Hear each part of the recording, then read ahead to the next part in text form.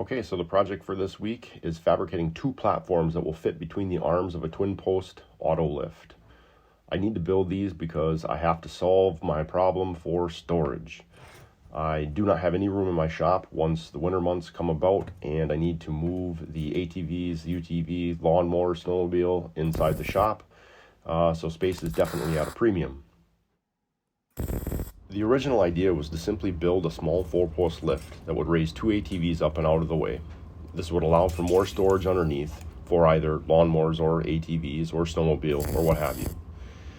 The only thing is that it would pretty much be the only thing that I'd be able to store underneath it or do with it. So as I started designing and putting together the materials list between the metal and the winching system and other components, I was already at that cost of a lower end automotive lift. I don't really work on my own vehicles all the time, but I did see the potential and opportunity in getting that specific style of an auto lift. The reason why I went down that path of the twin post lift is because of its multi-purpose use in the shop. With platforms that I'm going to fabricate, I can store ATVs, I can use it as woodworking paint drying rack, I can use it as an adjustable work height rack, or do a multitude of different projects with it. The material I chose to build the platforms from was rectangular tube for the frame, which measured 3 inches by 2 inches with an 1/8 inch wall thickness. Square tube that measured 1 inch by 1 inch with a 1/4 inch wall thickness for supporting the perforated decking material between the frame, and then finally 1/2 inch flattened expanded steel as the decking material. I purchased all the materials I needed from metals supermarkets because they had great pricing and they were very easy to work with. I could email them a cut list and I would receive an email message when my material was ready for pickup. Chad and the team at the Appleton, Wisconsin metal supermarkets were very helpful. When it comes to small projects or home hobbyist metal supply, I would highly recommend working with them for any of your future projects. I'm not sponsored by metal supermarkets, but I do believe in our area they have some of the best customer-focused service.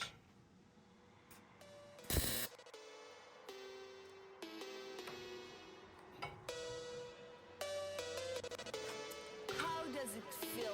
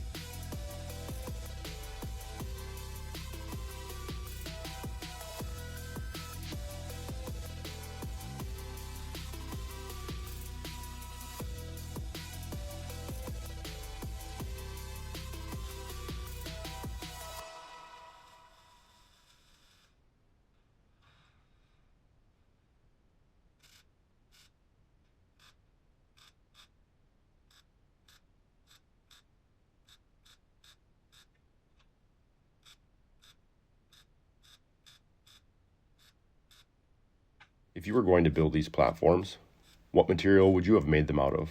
Is there anything that you would change or add? Let me know down in the comments below.